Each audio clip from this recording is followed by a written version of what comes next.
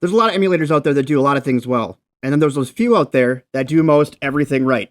What's going on today, Internet? I'm Selfish. You're watching Retrospect, and today we're going to talk about the AYN Odin. Let's get the logistics out of the way right away. My opinions are a gestation of random thoughts based off a developed level of skills and are in no way influenced by any individual or entity. No outside persons have viewed this prior to me publishing it, and I likely probably haven't watched it yet either. Now let's get on to it. I have been very hesitant to talk about the AYN Odin, mostly because it is my favorite device out of all the devices that I own, personally. A lot of reasons for that. I'm not a Steam Deck owner, so maybe I'd like one of those. I have no idea. They came out right around the same time, so it's kind of an interesting situation. But I am a fan of the AYN Odin for sure. And I wanted to just show you guys a couple of things that really make this thing a beast, because I believe that the original Odin's about to go on sale, since the new Odin 2s are about to release. So let's talk about this dock real quick, which they don't make anymore, but you can still buy them online because most people didn't use them. I use mine religiously. You got a dock that has your Nintendo actual controller slots in it, as well as spots for USB controllers. More controller functionality. You have HDMI outs here and here. You've got a lot of USB 3 I/O on here. You have a USB-C charging and more functionality here. Now, one thing that's cool, and I probably should have pulled this apart before we started the video. If you take off this back cover here, this is where I house a 2 terabyte Crucial drive that has a lot of my games on it. So if I play in docked mode, I have all my games right there on this Crucial drive, and I don't have to worry about keeping them all on the Odin. Because I have a 1 terabyte drive on my Odin that's pretty much full. So that's the games that I play when I'm mobile, and then I have all my other stuff on here, including all my arcade stuff on this drive so that I can play arcade over my monitor. And then one last thing, this dock, it looks like it can, and it will. It does actually charge the Switch, and it will play it on your screen. So I use this dock often for both my Switch and my Odin. That way I don't have to have 2 docks out. So it's very universal like that, and it works really well. Now to the main event. All right, we'll go through the I/O on the device itself real quick, and then we will go through some different systems that are harder to play on other emulators, just so you guys get a feel for what this device can do. We'll start here on the top. We do have our volume buttons and our power button. We do also have, probably should have had this in this direction. We also have a micro HDMI and a TC card slot. All right, the other thing that we have up here are some vents, and that's for the internal fan because this is self-cooled and does have a fan on the inside. We move around to the back. We also have more vents, and also we do have 2 extra buttons on the back here. You have your M1 and M2 buttons on the back. And if you can tell here, this is for the dock itself. That's kind of how it notches in there. But again, the Switch works on that dock. All right, we'll move along to the bottom. On the bottom here, we have some speaker holes. We also have a 355mm jack hole, and we have a USB-C hole. This is USB-C also transfers video, which is how the dock works. On the sides here, we do have some light strips. No lights are on right now because the device itself isn't on, but these are light strips right here. There's also lights around the joypads.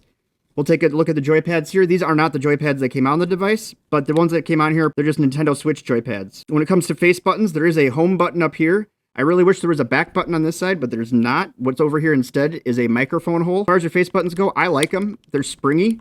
They're not real big, which I know is the biggest complaint about them on this device, but they work just fine. I'm a Nintendo Switch user, so any buttons pretty much work for me, including the joysticks that were on here. They're totally fine. As far as your D-pad goes, this D-pad works really well. You can hit all your angles on it. I've never had an issue with this D-pad. It feels pretty good. It's not very soft, though. Like, I feel like it should be a little bit softer, but it's kind of clicky, so that part's kind of nice. And then you have your joysticks. And I put in Ghillie Kit Hall Effect joysticks, and on top here we have the PS Vita covers. So it makes the joysticks a little bit wider. One thing I did forget to talk about while we were on the top here was our shoulder buttons. Now, these are also Hall Effect, and just a quick pro tip here. If you get one of these devices and decide to put Hall Effect joysticks in, you have to use a magnet when you're calibrating your Hall Effect joystick. Otherwise, it'll interfere, and you'll be getting the L buttons constantly hit every time you move the joystick in the upward direction. Now, just to show it's possible, I actually just loaded this up into Windows. And through Windows, you can play games or just use this as a regular computer. If you're going to use it as a computer, though, I'd recommend using the docking station. But if I dock it and hook this up to my monitor, it runs just like a normal computer running on a Snapdragon. It works pretty well. We'll boot out of here real quick, and we'll boot back into the Android side. While I'm doing this, one thing I forgot to mention is if you are on the Windows side and you have a Emulate or a Batocera drive, you can just hook it straight into the docking station or the Type-C port here on the bottom. If you have a game drive on a Type-C, and you can play them right over the Windows operating system, it'll actually, when it starts to go into Windows, it'll push it back into Linux, and it'll let you run those drives.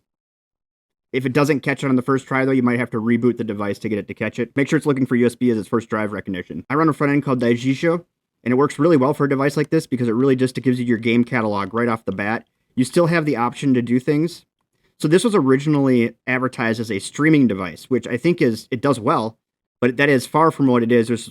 They put way too much power in this for it to just be a streaming device. If you look at any of the streaming devices that are coming out, like the PlayStation Portal or the Absolute or the Logitech G Cloud, they don't really have a lot underneath the hood because it doesn't take a lot of power to stream. The computer on the other side is doing all the heavy lifting for you. But if you are going to stream it, you can stream Game Pass, PSPlay, Steam, Moonlight. You can do NVIDIA GeForce. I don't know if that's still up. I haven't used that in a while. Probably why it doesn't exist anymore because I stopped using it. But any of your streaming services that you can do on Android, you can do right from this device here. Pretty convenient. You can also run Steam on the Windows side, which is kind of cool. So I'm going to run through a couple systems here for you. And on a typical emulator, when we rate them to be a pretty good emulator, they play up to PS1. So what we're going to do on this is play games beyond PS1. All right, one of the games everybody always asks me to test when I do this is God of War. So I figured I would check it out for you. This is God of War on PSP, running 4 times the resolution of a normal PSP using the Vulkan driver.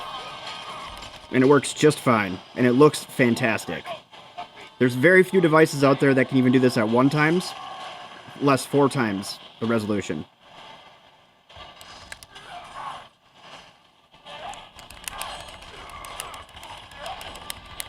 No skipping, no tearing.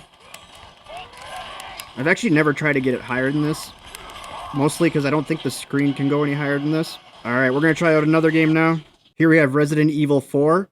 On PS2, running 2 times the resolution, also with a Vulkan backend. It really looks good. I mean, there's very little that doesn't look good on this. If it comes to Sony, obviously PlayStation 1 and 2, PSP, PlayStation Vita, they all work really well on this device.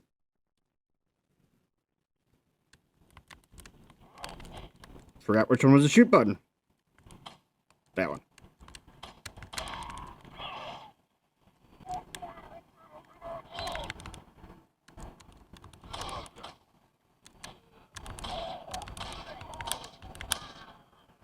Such a bad shot. It's just every system has this in a different spot. I forget. Here we are on GameCube at 1 times resolution with the Vulkan backend. Most stuff you're going to do on this device, because it is a Snapdragon processor, will likely be using Vulkan. But as you can see, you're not seeing the tearing, you're not seeing any problems with this game, so definitely runs at full speed. I could probably up the resolution, to be honest with you. I've just never tried, because it works so well like this. All the GameCube games work about perfect like this. This is Dreamcast with Redream at a 1920 by 1440 resolution. A little bit lighter box, but it's looking pretty good. You can stretch it if you want to. I just choose not to. I just think it looks the best like this. Maybe I should have stretched it. I would have won the game. We're getting a couple little weird things on here after the update they just did on this game, but this is Nintendo Switch for you. So it works pretty well.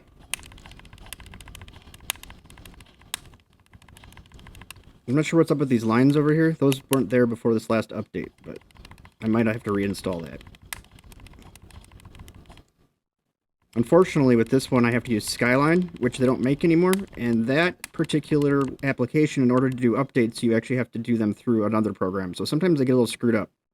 I'm guessing that's probably what happened here. And typically, if this happens after an update, you just give it a little bit of time and they will go away. But once it caches everything, it should go away. Anyways, I just wanted to show you how overly relevant this device still is, even a year after it came out. And we're all going to cross our fingers that this is going to go on sale. There is also an Odin Lite. The Odin Lite does support Android 11, so you can use Yuzu on there. Difference being is that it has less RAM. And Yuzu yells at you if you don't have at least 8 gigs of RAM. Hopefully that was helpful, and I was able to show you some of the things with the AYN Odin. I've neglected for the last year to do a review on this device, mostly because once I start to play with it, I have a hard time going back to any of my other devices that I'm doing testing on right now, because all I want to do is play with this now. And that's literally how I've been all day. So I screwed around with it all day today, and now I don't want to give it back to myself. If there's any other devices you'd like to see me do a review on, please leave it down in the comments section below. Depending on my schedule, I'll try to get a hold of the devices and do videos on them. I do have quite the backlog right now, but I'm always looking for new ideas, and I get all my ideas from you guys and the things that you guys are looking at. So if you could leave that down in the comments, that would be great. And we're crossing our fingers that this thing's going to go on sale. But anyways, that's all I got for you today. Don't forget to comment,